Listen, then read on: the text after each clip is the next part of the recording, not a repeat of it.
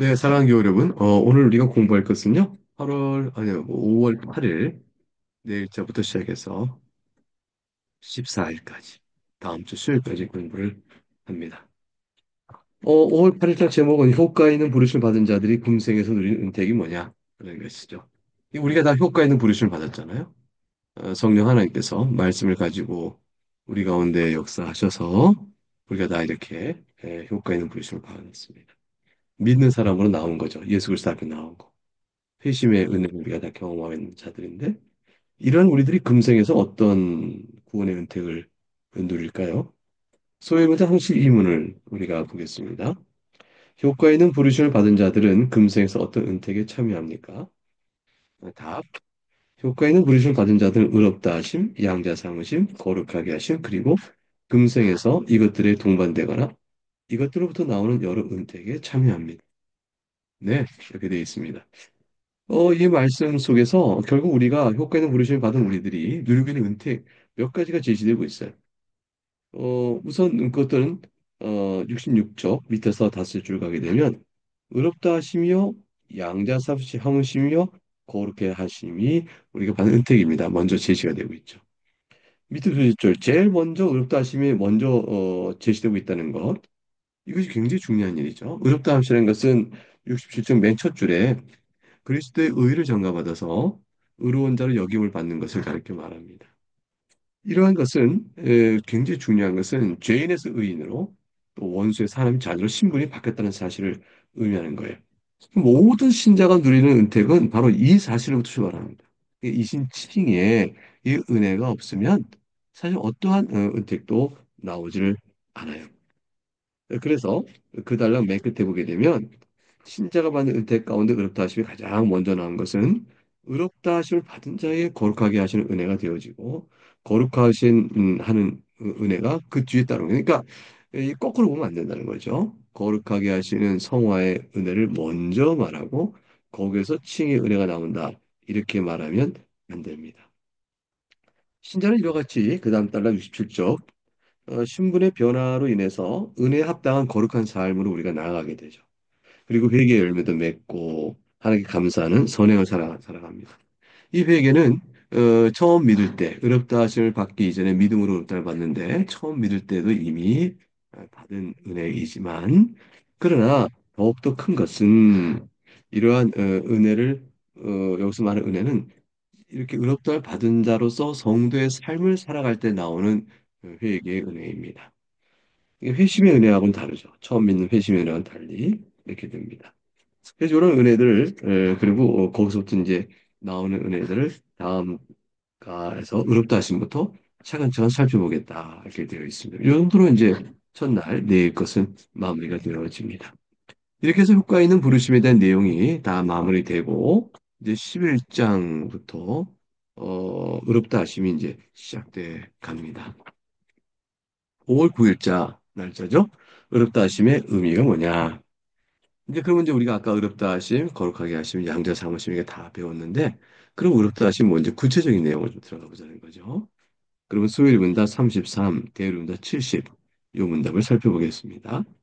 소문답 33, 의롭다 하심은 무엇입니까? 의롭다 하심은 하나님의 값없는 은혜의 행위입니다. 의롭다 하심으로 하나님께서는 우리의 모든 죄를 용서하시고 하나님께서 보시기에 의로운 자로 우리를 받아주십니다. 우리에게 전가되고 믿음으로만 받아들여진 오직 그리스도의 의 때문에 그렇게 하십니다. 네, 대문답 70까지 같이 읽어보고 설명해 드릴게요. 문 70, 의롭다 하심은 무엇입니까? 답, 같이 읽어볼까요? 칭의는 하나님께서 죄인들에게 값없이 주시는 은혜의 행위인데 죄인들의 모든 죄를 용서하시고 이들을 받아주시며 하나님께서 보시기에 의로운 자를 여겨주신 것입니다. 칭의는 결코 이들 안에서 이루어진 어떤 것이나 이들이 향한 어떤 일 때문이 아닙니다. 다만 하나님께서 죄인들에게 전가하시고 이들이 오직 믿음으로 받아들이는 그리스도의 완전한 순종과 완전한 속상, 온전한 속상 때문입니다. 이렇게 돼 있죠. 네, 그렇게 돼서 의롭다 하시 무엇인지 쭉 설명해 놨어요. 교리 해설 부분을 바로 들어가는 게 좋겠어요. 문장 부분이 다 있으니까 73쪽을 제가 보도록 하겠습니다. 7사주 보게 되면 효과 있는 부르심을 받은 선택받은 신자가 누린 첫 번째 은택은 무엇보다도 의롭다 하심을 받은 칭의 은혜입니다. 하나님의 말씀은 의롭다 하심의 은혜를 창세기부터 요한계시록까지.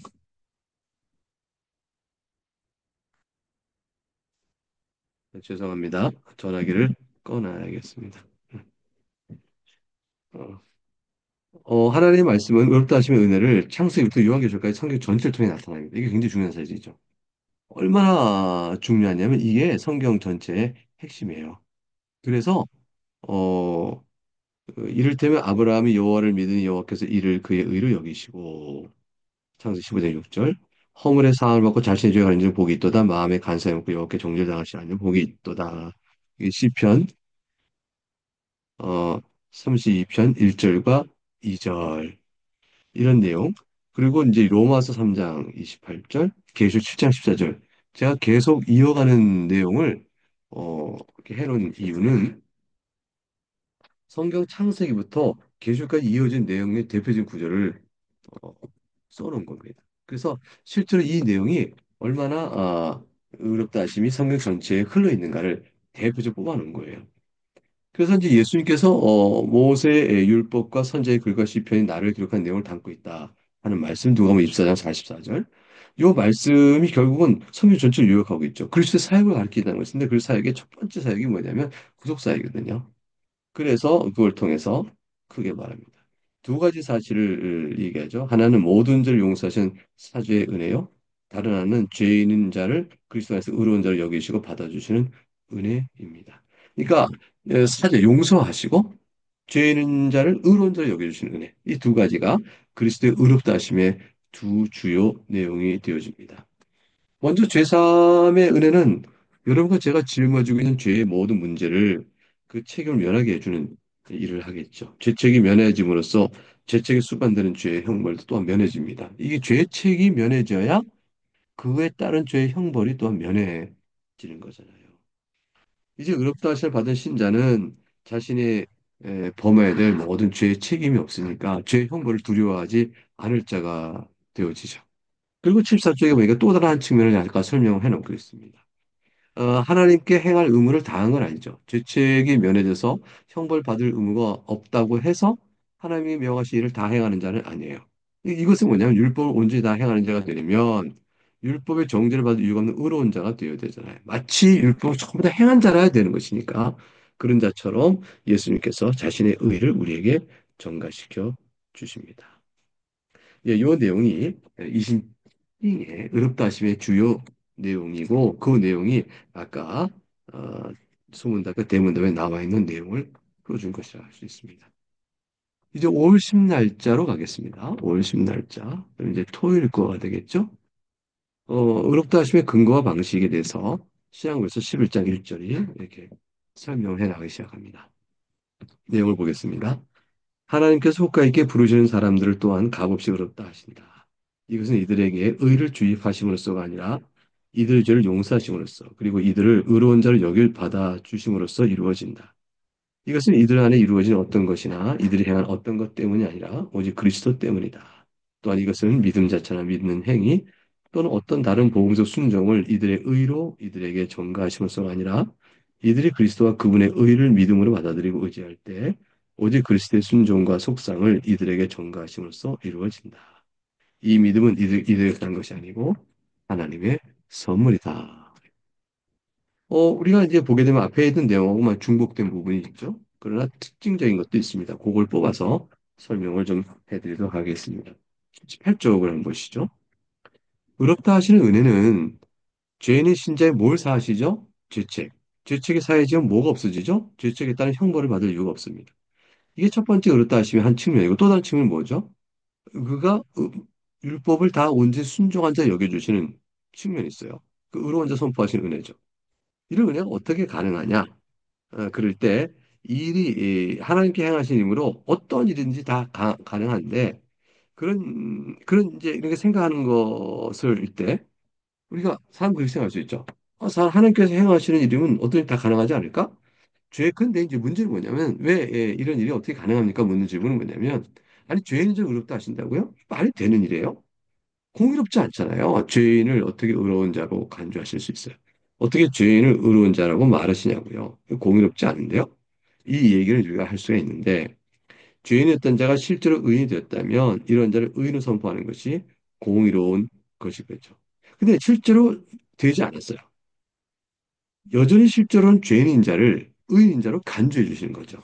그러니까 이게 공의롭다고 여기지 않는 거죠. 그래서 우리가 예수님 믿으면 의로운 자가 되어지고, 그러면 다 구원을 받는 거야. 예수 믿어야 돼. 이렇게 말하면 다들 반발하는 것은 뭐냐면, 아니, 실제로 의인이 아닌데, 죄인인데, 그걸 뭐 의인으로 간주해 준다고 해서, 이게 말이 되겠어? 이제 지금 반발이 나오는 거죠. 성경에 보게 되면, 공의로우신 분으로서 죄인을 의롭다 하신다고 되어 있어요. 로마서 3장 26절 말씀이 그렇거든요. 이게 죄를 자신의 의로움을 나타내시다라는 말씀은 죄를 죄로 인정하지 않는다는 분이 아니에요. 어떻게 하나님께서 죄를 죄로 인정하지 않으시겠어요? 그럼 하나님께서 예수 믿는 자를 의롭다 하시면서 오히려 자신의 의로우심을 나타낸다고 되어 있어요. 아니 어떻게 죄인을 예수님 때문에 의롭다고 하시는데 그것이 오히려 하나님의 의로우심을 나타내는 일이 될 수 있다고? 이럴 때의 핵심은 뭐냐면 대리속죄예요. 대리속죄. 예수님께서 대리속죄가 되셔서 죄값을 치르시고 그를 통하여 받으셨기 때문에 하나님께서 의로우시며 또한 예수님을 의롭다 하시면서 하나님의 공의가 손상되지 않는 방법을 따라서 행하시는 것이죠. 그래서 우리는 예수님께서 우리의 의가 되는 일이 있어서 그분의 의를 전가받아 하나님의 앞에서 우리가 의로운 자로 되어지는 것이니까 하나님께서 우리를 보고 의롭다 하시는 의는 우리의 의가 아니고 그리스도의 의입니다. 이 여러분을 보고 하나님께 의롭다 하시면 어머나 하나님 제가 어떻게 의롭다를 받을 수 있겠어요? 하나님 저는 그런 사람이 아니에요. 하나님 저는 아니에요. 이렇게 막 할 때 하나님께서 뭐라고 하시겠어요? 아니 너 보고 하는 얘기가 아니라 너에게 전가되어 너를 덮고 있는 그리스도의 의 때문에 내가 너를 의롭다 하는 것이니라 이런 거예요. 그리스도는 하나님께서는 우리를 우리 자신대로 보시고 의롭다고 하지 않으시고 우리를 덮어 가리고 있는 그리스도의 의를 보시고 우리를 의롭다 하시니까 우리는 그리스도의 의를 덧입은 자라 이렇게 말할 수가 있는 겁니다. 그래서 6, 79쪽에 두 번째 단락 보면 결국 신자는 실제로는 죄책을 지는 지네요.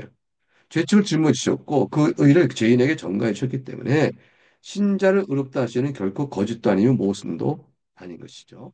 의롭다함을 받은 신자는 그리스도 안에서 더 이상 죄인이 아니기 때문이에요. 뭐 때문에요? 그리스도 안에서 그리스도로 말미암아. 그래서 오늘 이제 읽었던 방금 이제 11장 1절은 뭐냐면 그래서 중요한 게 이거죠. 우리들에게 있는 어떤 것이나 우리들이 행한 어떤 것 때문에 우리가 의롭다 받는 것이다? 아니다라는 거죠. 왜냐하면 그리스도를 의를 덧입고 있으니까. 그리스도 때문에 우리가 의롭다 받는다. 만일 우리가 우리 때문에 의롭다 하신다면 하나님께서는 불의하신 게 되어죠. 우리는 그런 의롭다를 받을 만한 자가 못 되거든요. 우린 죄인이니까요. 사람이 세운 공로를 가지고 의롭다 하신다면 그것도 더 이상 안 돼요. 은혜가 아니에요. 그건 우리에게 대가를 요구하시는 거죠. 그런데 하나님께서 그 우리의 대가를 요구하시고 의롭다 하시기 때문에 우리가 하나님 앞에서 의롭다를 받을 만한 어떤 공로나 대가를 치를 수가 있겠어요. 불가능한 일이죠. 그래서 의롭다 하시면 철저히 은혜로 되는 것입니다. 5월 11일자를 보겠습니다. 5월 11일자. 의롭다 하실 받는 수단으로서 믿음에 대한 공부를 하겠습니다. 제 이름도 72문이죠. 자, 묻고 답하겠습니다. 의롭다 하실 받는 믿음은 무엇입니까? 답. 의롭다 하실 받는 믿음은 성령 하나님과 말씀이 죄인의 마음속에 일으키신 구원의 은혜입니다. 이 은혜로 죄인은 자신의 죄와 비참함을 확신하고 또한 자신을 비롯하여 다른 아무 피조물도 자신을 타락한 상태에서 회복할 능력이 없음을 확신합니다. 그럼으로써 복음이 말하는 약속의 진리에 동의할 뿐만 아니라 죄 용서를 받고 하나님 보시기에 용납되고 의롭다고 여김을 받아 구원을 얻기 위해 복음에 제시된 그리스도와 그분의 의를 받아들이고 의지합니다. 자, 여기서 보게 되면 제일 중요한 것은요, 믿음이에요, 믿음. 그러니까 우리가 맨 아랫줄 대문답 72문장의 맨 아래쪽에 뭐가 되냐면 하나님 보시기에 용납되고 의롭다고 여김을 받아 구원 얻기 위해 구원 얻기 어떻게 하면 될까요? 그게 복음에 대신 그리스도와 그분의 의를 받아들이고 의지하는 것입니다. 받아들이고 의지함을 주시고 두 글자를 써보세요. 그런 게 바로 뭐냐면 믿음이에요. 믿음. 자, 그리고 교리 해설 볼까요? 83쪽. 83쪽에 보게 되면 그 첫 번째 단락의 맨 마지막 문장 보세요. 죄인은 이러한 그리스도의 공로를 믿음으로 어렵다를 받습니다. 믿음이라는 단어에 크게 동그라미 쳐야 돼요. 자, 믿음이란 도대체 어떤 것입니까? 오늘 살핀 대유리문답은 그 믿음이란 어떤 것인지에서 교훈해주고 있죠. 그 뭐냐면 의롭다 하심 받는 믿음은 그 밑에서 지금 여덟째 줄을 읽고 있습니다. 사람이 스스로 하나님의 도움이 없이 행사하는 행위가 아니에요. 믿음은 하나님께서 특별한 선물로 주시는 거죠. 그 대문답은 이 믿음을 선물로 받는 방식에 대해서 이렇게 얘기했죠. 인용 보세요. 성령 하나님과 말씀이 죄인의 마음속에 일으키신 구원의 은혜다라는 말로 설명하고 있습니다. 죄인이 믿음을 고백하게 되는 일은 우리들 마음속에 변화된 거예요. 여러분과 제가 믿음을 고백하게 됐어요. 근데 이것은 우리 마음속에 변화가 생긴 거죠. 본래 우리 마음으로는 복음을 받아들이지 않아요. 내가 무슨 죄인인가? 내가 공로가 있어야지. 아니, 사람이 착해야 구원을 받는 거지. 이런 등등의 여러 가지 복잡한 생각을 갖게 되죠. 그래서 복음을 복음으로 받아들이지 않고 끝내야 하지 않는데 무엇인가 변화가 일어나는 거예요. 여러분과 제가 무엇인가 변화를 겪었어요. 그 변화가 뭐냐면 하나님 제가 죄인입니다라고 앞에서 얘기해야 되고 예수 그리스도의 속죄 은혜 복음을 들었을 때 이 대리 속죄 은혜만이 나를 사는 길이구나 하고 막 붙들게 되어진 역사가 벌어진 거죠. 이거 전부 다 마음속의 변화는요. 밑에 둘째 줄 우리가 효과적인 부르심에서 봤던 대로 성령 하나님 내적 사역이에요. 우리에게 성령 하나님 내적 사역이 일어남으로 인해서 우리에게 그 변화가 생긴 거죠. 그러니까 그렇게 해서 우리에게 믿음이 생긴 거죠. 그래서 83쪽 맨 아래줄에 근데 말씀을 들을 때 이 믿음이 생긴단 말이에요. 그러니까 중생은 말씀이 없어도 내 안에 생명의 씨가 심어주는 것인데 이 말씀이 듣고 성령께서 그걸 역사해 주실 때 그 말씀으로 인하여 내가 믿나이다 되는 것은요. 이거는 효과적인 부르심의 내용은 말씀 가지고 통상적으로 역사하시는 성령 하나님의 일하심이에요. 밑에 줄. 말씀의 내적 부르심 없이 성령 하나님의 내적 사역만으로 믿음이 일어나지 않는다는 점에 주목해야 합니다. 우리 8사 좀 넘어왔죠? 말씀 없는 성령 하나님의 사역은 중생은 내면에서 비밀한 중생을 일으킬 수 있지만 의롭다 하실 받는 믿음은 의롭다 하신 믿음은 말씀을 가지고 들어. 말씀을 가지고.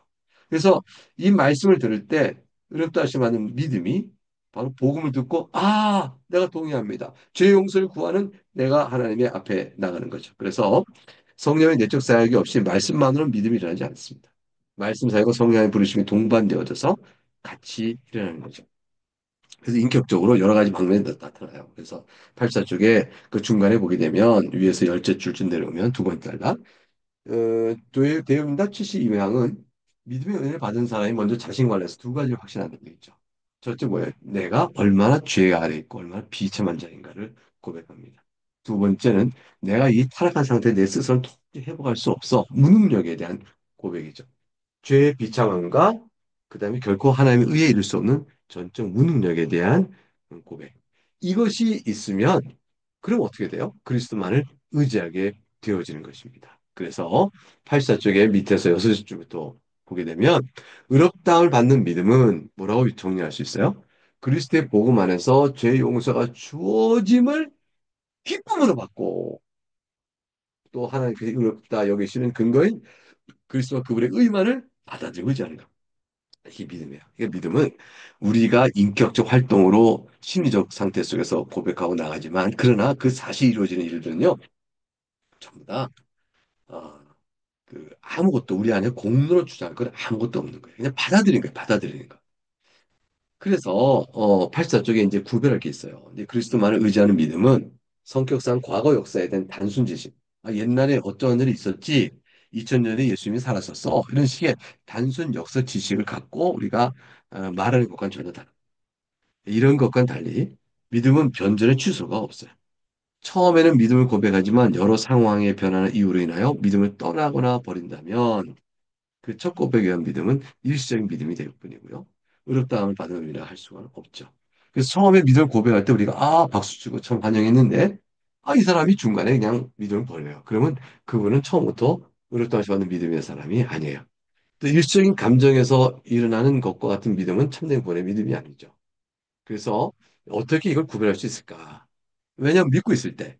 자, 우리가 믿고 있는데 어떤 사람이 믿고 있는데 그 사람이 일시 믿음일지 아니면 참된 구원받는 믿음일지 어떻게 알 수 있을까요? 믿고 있는 그 상황에서는 몰라요. 그런데 그 믿음이 떠나느냐? 인생을 마칠 때까지 떠나지 않고 끝까지 참고 믿음이 유지되느냐. 그거로 아는 거예요. 그래서 시간을 지나면서 그 믿음이 끝까지 유지되면 구원받는 믿음이요. 결국에 떠나버리면 그러면 구원받는 믿음이 아닌 거죠. 일시의 믿음인 거죠. 시험이 들어서 믿음이 흔들려서 난 못 믿겠어라고 했다가 나중에 회개하고 돌아오면 이 사람은 구원받는 믿음을 가진 사람이죠. 그래서 일시의 믿음은 시간을 두고 봐야 한다는 것이. 이게 여러분이 믿음의 인내 가운데 있어라 성경에 구하는 것은 다 그런 맥락에서 하신 말씀이라 할 것입니다. 자, 이제 5월 12일자를 보겠습니다. 5월 12일자는 의롭다함을 받은 유일한 수단이나 다른 은혜를 동반한 믿음에 대해서 쓰고 있습니다. 신앙고백서 11장 2절을 보겠습니다. 이런 식으로 그리스도와 그분의 의를 받아들이고 의지하는 믿음은 의롭다 하심을 받는 유일한 수단이다. 그렇지만 믿음은 의롭다 하심을 받는 사람 안에 홀로 있지 않고 다른 모든 구원하는 은혜를 항상 동반한다. 그러므로 믿음은 죽은 믿음이 아니며 사랑으로 역사한다. 이렇게 되어 있습니다. 그러니까 여기서 중요한 것은 의롭다를 받은 유일한 수단이나 다른 은혜를 동반하는 믿음이다. 그러니까 믿음이야말로 의롭다 받는 유일한 수단이죠. 그렇지만 다른 은혜가 따라옵니다. 라는 얘기예요. 자, 이 얘기는 굉장히 중요해요. 이건 신약 11장 2절을 보게 되면요. 믿음은 유일한 수단이다. 그렇지만 홀로 있지 않고 구원의 은혜가 항상 동반하는 예를 들어서 사랑이 따라온다. 라는 거예요. 사랑이 열매를 맺는다. 믿음이 있어서 내가 의롭다를 받으면 믿음이 있다고 자랑하고 또 그걸 강하게 주장하고 내세우는데 그분에게서 그 믿음이 참되다고 했을 때 기대될 만한 동반되는 열매가 없다면 그렇게 얘기할 수가 없는 거예요.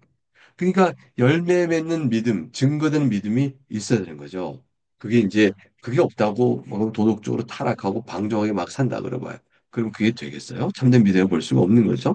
의롭다운 믿음을 받지만 믿음에 합당한 증거들이 나타나지 않는 거예요. 자, 그래서 88쪽을 보겠습니다. 흔히 제기된 질문이 하나 있죠. 아니, 의롭다 하심을 선한 행에 의한 것이 아니고 복을 믿는 믿음이라고? 그러면 믿음이라는 것은 보이지 않는 것이고 경우에 따라 속생각으로 믿지 않으면서 믿는다고 할 때, 믿으면 모르잖아요. 근데 속생각으로 믿지 않으면서 나 믿는다 겉으로 말할 때 어떻게 알 수 있죠? 그래서 그걸 알 수 없는데 겉으로 드러난 증거들을 보고 하는 거예요. 증거. 증거들로 어느 정도 분별은 되는 거죠. 그래서 밑에 셋째 줄. 사람이 생각하는 바는 그 사람의 말과 행동을 통해 짐작할 수 있잖아요. 당신 이렇게 말하고 보니까 당신 생각이 다른데요. 당신 말로 이렇게 하지만 실제로 당신 그런 것 같지 않은데요. 이렇게 우리가 그 사람 말과 행동을 보고 그 사람 마음속의 내용을 짐작할 수 있는 것처럼 믿음도 또한 우리가 어느 정도 짐작해 볼 만한 증거들이 있는 거죠. 물론 하나님 보실 때는 정확하게 다 아셔요.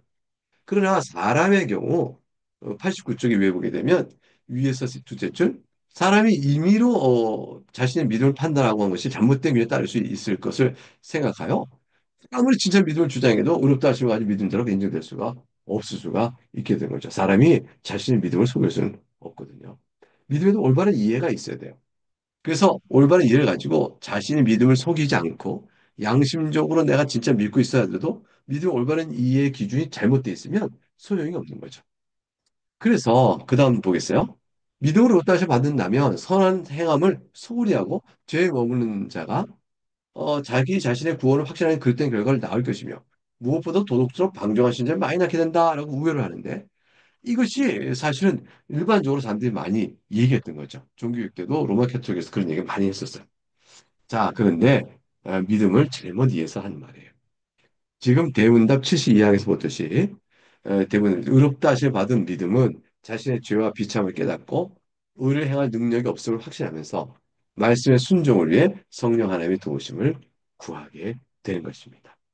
그래가지고 혼자 믿음만 있는 게 아니라 그 항상 수반되어진 다른 은사가 있어서 예를 들어서 사랑을 역사하는 이런 있게 되어지는 거죠.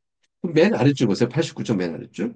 믿음과 함께 동반되는 다른 구원의 은혜란 뭘까? 예를 들어서 회개, 감사, 사랑의 순종, 인내, 신실함 이 모든 것들을 우리가 말할 수 있어요.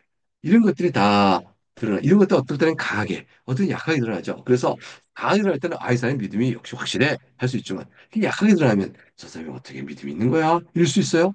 그러나 중요한 것은 부족하든 연약하든 강하든 약하든 항상 참된 믿음을 가진 사람 이런 것들이 나타난다는 거죠. 그래서 그 다음 달러 보세요. 믿음은 심리적이므로 눈으로는 그 자체를 지금 볼 수는 없죠. 근데 믿음에 반드시 동반하는 은혜를 통해서 믿음이 정말 저 사람이 있구나 하는 걸 알 수가 있습니다. 여러분은 어떠세요? 여러분이 믿음이 있는 자임을 뭘로 스스로 확인하셔요? 여러분에게서 나타나는 믿음의 증거들이죠. 여러분들 그 믿음의 증거가 있으실까요? 있죠. 오늘 이 시간에 이렇게 모이는 것도 하나님 말씀 앞에 모이고 하나님 뜻을 알겠다는 여러분의 신실함. 믿음의 증거죠. 믿음의 열매죠. 여러분이 아 나는 근데 사랑이 참 부족해. 이거 할 수 있겠죠. 사랑은요 참 사람이 믿음의 증거를 일으켜 세우기에 굉장히 오래 걸리는 것들이에요. 그리고 우리의 성격의 변화, 거룩한 성화로 더 하나님 자녀답게 살아가는 아름다운 복된 모습을 나타내는 것, 우리 기질과 성격을 바꾸는 참 오래 걸리는 일이에요. 이런 오래 걸리는 일들을 우리가 지금 같은 이 시간을 통해서 하나님의 말씀을 듣고 새벽에 나오고 또 이렇게 교리 공부도 하고 또 주일날 주 앞에 나와 예배하는 이렇게 기뻐하고 이렇게 말씀이 척척척 저기서 우리 안에 조금씩 또는 갑자기 등등 다양한 형태로 변화가 나타나죠.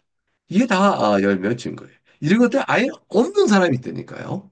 전혀 마음판에 말씀의 씨가 떨어지지 않는 사람들. 근데 믿는다고는 말하고 있는 사람들. 이런 경우는 이것은 합당한 구원받는 믿음이 아닌 거죠. 우리 가운데 연약한 믿음이 있을 수 있어요. 그러나 연약하지만 열면 더욱더 뚜렷이 드러날 때까지 더 자라나야 되는 게 있는 거죠. 그러나 그렇다고 해서 그 사람 믿음이 없는 건 아니에요. 근데 아예 믿음이 없는 사람이 있을 수 있어요. 겉으로는 교양 있는 척하고 믿음 있는 척 했지만 나중에 보니까 복음을 떠난다든가 그 사람들이 보니까 전혀 사랑 역사는 어떤 믿음의 증거들이 나타나지 않은 채 말뿐인 사람을 끝내가는 사람. 그렇다면 합당한 게 아니죠.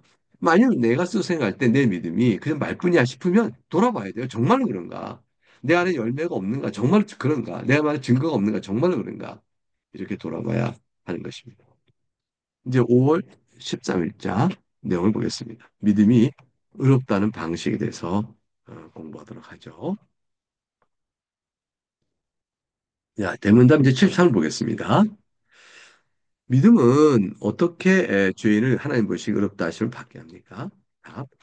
믿음이 죄인을 하나님 보시기에 의롭다 하심을 받게 하는 것은 믿음에 항상 수반되는 은혜나 믿음의 열매인 선행 때문이 아닙니다. 또한 믿음의 은혜나 믿음에서 오는 어떤 행위가 칭의를 위해 죄인에게 전가되는 방식으로도 아닙니다. 믿음은 단지 죄인이 그리스도와 그분의 의를 받아 적용하는 수단이기 때문입니다. 이게 굉장히 중요한 포인트가 있어요. 믿음이 우리가 의롭다를 받는 유일한 수단입니다라고 말하고 앞에서 뭘 얘기했어요? 근데 이 믿음에는 항상 수반되는 은혜나 열매인 선행이 있습니다. 사랑이 있습니다. 이렇게 얘기했어요. 그 믿음으로 의롭다를 받는데 믿음은 항상 수반되는 열매가 있으면 우리가 그 열매로 의롭다를 받는다고 말해도 확실치 않을까요? 차라리 그게 낫지 않을까요? 왜냐하면 믿는다고 말해서 거짓되게 말하는 사람이 있을 수 있으니까. 믿는다고 말하면서 이렇게 참되게 말하지 못하는. 그러니까 그런 믿음이 있다는 걸 생각해 보면 아예 참된 믿음은 열매를 맺으니까 열매로 의롭다를 받는다고 말하면 그런 오해가 없지 않냐. 믿는다고 말하면서 거짓된 믿음 있는 사람을 추론할 수 있지 않냐. 왜냐면 믿음은 항상 열매를 수반하니까 열매를 없다는 말다고 말하자. 이렇게 생각할 수 있겠죠? 근데 그건 절대 안 된다는 거예요. 그렇게 말하면 안 돼요. 또한 믿음의 은혜나 믿음에서 오는 어떤 행위가 칭을 해치에게 정하는 방식도 아니에요. 그렇게 행위 때문이 아니라니까요. 이 믿음의 그 그리스도의 의가 우리에게 전가되는 방식은요. 오직 믿음이에요. 믿음. 믿음에서 오는 어떤 행위 때문이 아니에요. 믿음에서 따르는 수반되는 어떤 열매 때문이 아니에요. 믿음 때문이라니까요. 그러니까 그 전가받는 수단은 오직 믿음이에요. 믿음에 아무리 필수적으로 반드시 열매나 행위가 따라온다 할때 행위 때문이 아니에요. 전가받는 그리스도를 전가받는 방식은 믿음이에요. 믿음으로 전가받는 방식의 그 믿음의 진정성이 행위나 열매를 낳는다는 것이지 그 열매를 나니까 행위나 열매가 믿음을 전가받는 아니라니까 그건 아니에요. 그러니까 요 관계를 아주 잘 이해해야 돼요. 그래서 뭐라고 써 있어요? 73맨 아래 믿음은 단지 죄인이 그리스도와 그분의 의를 받아 적용하는 수단이기 때문이다. 믿음에는 다른 건 아닙니다라고 말을 해주고 있습니다. 그래서 94쪽 볼까요? 94쪽. 맨 위줄 볼까요? 믿음의 수반한 다른 모든 구원은 은혜로 된다고 말할 수 있을까요? 아닙니다. 어렵다 하셔봤는 일은 오직 믿음을 뿐입니다. 아니, 항상 다른 은혜가 이 믿음에 동반한다면서요. 그렇지만 동반되는 그 은혜가 의롭다를 받는 일은 아무런 상관이 없는 거예요. 의롭다함을 받은 믿음이 어떤 믿음이 과연 그런 합당한 믿음이냐 아니냐는 것은 열매나 증거를 통해서 압니다. 그렇지만 이런 증거나 열매 때문에 의롭다 받는 것은 아니에요. 그래서 그 단락 맨 끝에 보게 되면 믿음이 죄인을 하나님 보시기 어렵다 하실 받게 하는 것은 믿음에 항상 수반되는 은혜나 믿음의 열매인 선행 때문이 아닙니다. 라고 말하고 있는 거죠. 여기서 믿음에 수반한 여러 은혜로 인한 선행을 믿음 안에 포함하거나 믿음의 다른 측면을 여기어 믿음과 선행을 동일하게 여겨야 한다는 주장하지만 이것은 잘못입니다. 아까 내내 강조했던 것이죠. 밑에서 이제 다시 올라갈까요? 믿음은 근거가 아니라 오직 수단이에요. 믿음 때문에 우리가 의롭다 받는 게 아니에요. 그리스도 때문에 의롭다 받는 거죠. 그럼 믿음 뭡니까? 그 그리스도 때문에 그리스도를 받아들이는 수단이에요. 믿음 의롭다 하시 만나고 할 때 믿음이라는 수단을 통해서 의롭다 하시를 받는다는 의미지 믿음이 의롭다 하시 근거가 되는 것도 아니에요. 우리의 근거는 오직 예수 그리스도 속죄와 그분의 의 때문이죠. 95쪽에 전가란 말을 좀 설명해 놨어요. ES의 집중. 정갈한 표현을 좀 주의해야 됩니다. 신앙고백서 11장 1절은 그리스도의 순종과 속상을 이들에게 전가하심으로써 이루어진다라고 되어 있는데 이들에게 의를 주입함으로써 아니라고 말하고 있죠. 정가라는 표현과 주의라는 표현은 구별해야 돼요. 정가는 그리스도 이거 내 것으로 취하여지는 것이에요. 주입은 뭐냐면 내적 도덕적 변화를 일으키는 거예요. 그래서 실제로 어렵다고 변화되는 걸 말할 때 주입이라는 일을 많이 쓰죠. 근데 이런 자신의 내적 도덕성의 변화를 일으키는 은혜를 줘서 내가 실제로 변화되니까 어렵다 한다. 이렇게 생각하면 안 된다는 거예요. 그리스도께서 내 안에서 성령의 안에서 내게 은혜를 주입시켜서 주입된 은혜에 따라 내 도덕성이 변화하니까 도덕성이 변화된 것이 의롭다 하는 근거가 된다고 보면 안 돼요. 우리가 은혜는 주입되어서 거룩한 성화의 삶을 살아가는 된 도덕적 변화를 일으키겠지만 그런 변화는 절대 내가 의롭다를 받는 근거가 아니고 그리스도의 의가 나를 의롭다는 거예요. 그리스도 의가 나에게 전가돼서 되어지는 것입니다. 라는 것을 잊지 마셔야 되겠어요. 이 부분은 뒤에 성화도 할 때 다시 또 설명이 되어질 것입니다. 네, 오늘 공부할 마지막 날짜 5월 14일자로 이제 들어가도록 하겠습니다. 5월 14일자 오늘 공부의 제목이 뭐로 되어 있죠? 하나님의 값없는 은혜의 행위인 의롭다 하심이라고 되어 있습니다. 하나님의 값없는 은혜의 행위인 의롭다 하심. 대문답 71문을 공부하네요. 한번 대문답 71문을 읽어보도록 하겠습니다. 문 71. 의롭다 하시면 어떻게 하나님의 값없는 은혜의 행위입니까? 답. 그리스도께서 그분의 순종과 죽음으로써 의롭다 하실 받는 자들을 대신하여 하나님의 공의를 합당하고 참되며 완전하게 만족시켰습니다. 그럼에도 하나님께서 이들에게 요구하실 수 있었던 만족을 한 보증인에게서 받으시고, 만족을 한 보증인에서 받은 이 보증인, 즉 자신의 독생자를 친히 제공하셨습니다. 그리고 그분의 의를 이들에게 전가하셨으며, 칭의를 위해 이들에게 믿음 외에 아무것도 요구하지 않으셨습니다. 그런데 이 믿음 또한 하나님의 선물입니다. 그러므로 칭의는 이들에게 값없이 주어지는 은혜입니다. 자, 우리가 뭘 공부하고 있죠? 우리가 의롭다 하심을 받는 것은 하나님께서 베푸시는 철저히 은혜입니다. 라는 걸 말하고 있어요. 그래서 답을 가만히 보면요. 먼저 그리스도께서 행하신 일이 나와요. 그리스도 행하신 순종과 죽음이 의롭다 하심의 근거가 되죠. 우리는 이르다서 은혜인 거예요. 그 다음에 어, 그 다음 밑에서 넷째 줄 올라가면 전가가 나오죠. 그 우리가 그냥 받는 거예요. 믿음으로. 그러니까 은혜인 거죠. 아무것도 요구하지 않으세요. 믿음뿐이에요. 그러니까 이거 은혜죠. 그리고 그 믿음마저도 하나의 선물로 주시는 거예요. 그게 은혜죠. 다 은혜일 수밖에 없다는 내용을 오늘 배우고 있는 것입니다. 99쪽 가게 되면 의롭다 하실 받는 일은 오직 그리스도의 의를 근거로 합니다. 그리스도의 의를 전가받아 이루어집니다. 다 배웠어요. 이것의 수단과 방식은 뭐라고 했어요? 믿음뿐이라고 그랬죠. 그런데 이러한 이치는 다 하나님의 은혜로운 행위입니다라고 다음 단락에 써 있습니다. 왜 그러냐면 가만히 보세요. 첫째는 그 죄인의 의롭다를 받기 위하여 어떤 죄값이나 계명에 순종을 해라 이런 거 요구하지 않으시니까 오직 믿음뿐이다 하니까 믿음은요 그냥 은혜로 받는 빈성 같은 수단이에요. 믿음이 무슨 공로인 것좀 취급하면 안 돼요. 믿음이 무슨 공로겠어요. 믿음은 주여 나를 불쌍히 여기서 나에게 난 죄인입니다 하고 주의 그리스도의 의를 바라는 빈손, 깡통, 아무것도 없는 것. 그게 이걸로 주 앞에 손 벌리는 게 이게 믿음이에요. 믿음은 그래서 백조 맨 위에 둘째 줄. 의롭다 하시면 은혜를 받는 죄인이 행하는 행함의 공로가 아니에요. 내가 믿으니까 공로를 세웠다. 믿는 만큼 공로를 세워 구원받는다. 아니라니까요. 믿음은 공로가 아니에요. 믿음은 전가를 받기 위한 수단일 뿐이지 전가를 위한 근거에 해당하는 어떤 공로도 아니고요. 만일 믿음이 의롭다 하심의 근거나 공로가 된다면 의롭다 하심은 결코 값없이 베푸신 은혜일 수가 없습니다. 아르미니우스 자드 같은 사람이 스스로 자신의 자유로운 의지의 결단을 따라서 믿는다고 생각하고 사람의 믿음이 행위가 의롭다 하심 받는 데 있어 일종의 공헌한다고 생각하는데 이러한 생각이 따르면 하나님께서 의롭다 하시는 사람을 그 의롭다 하실 수 없어요. 왜냐하면 사람이 스스로 결단하니까 내가 공로 세워야 내가 의롭다 내 자신을 만드는 거다고 생각해 보세요. 내 의지의 결단은 내가 그리스도의 의를 붙잡는다. 믿음은 내가 결정한다. 그러면 사람이 자유로운 의지에 따라 스스로 결단한다고 했을 때 하나님께서 A라는 사람을 구원하고자 할 때 그 사람이 자유의지를 쳐다보고 기다려야 되는 건가요? 저들의 말을 따르면 꼭 그런 주장밖에 되지 않죠. 그래서 하나님께서 구원할 때는 구원하지 못하신 일이 되고 말아요. 그래서 그렇다면 그리스도 의를 전가받는 빈손이 믿음이 아니고요. 의롭다 하시면 적용받는데 공헌도가 있죠. 자기 역할이 분량이 있는 거죠. 그 역할이 있는 것만큼 공로가 되어져요. 이것이 잘못된 일이 되고 맙니다. 그래서 오늘 학습하는 교리는 이 믿음이 또한 하나님 주신 선물이라고 또 거기까지 말하고 있죠. 에베소 2장 8절에요. 너희는 그 은혜에 의하여 믿음으로 말미암아 구원을 받았으니 이것은 너에게 난 것이 아니요 하나님의 선물이라 이렇게 말씀하셨어요.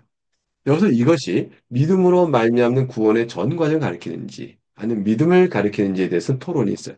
이것이 뭘 받느냐? 대명사로서 근데 문법적으로는 믿음은 여성 명사인 반면에 이것은 중성 명사를 갖고 있으니까 중성을 가리키는 이 중성 대명사인 이것이 여성 명사인 믿음을 맞출 수 있겠느냐 이런 등등으로 논란이 있는 거죠. 이러한 관찰에도 불구하고 확실한 것은 믿음으로 인하여 주신 구원이 선물인 거죠. 선물인 구원에는 믿음 또한 믿음으로 의롭다를 받는 거니까 하나님 선물로 주신 구원의 패키지 안에는 모두 포함될까요? 믿음도 포함되죠. 따라서 믿음을 하나의 선물로 보는데 아무 문제가 없습니다. 예, 그래서 우리는 하나님의 구원에 필요한 근거도 그리스도로 말미암은 은혜. 우리에게 어떤 공로도 요구하지 않으시고 믿음만 하는 것도 은혜. 근데 그 믿음마저도 하나님 주시는 선물.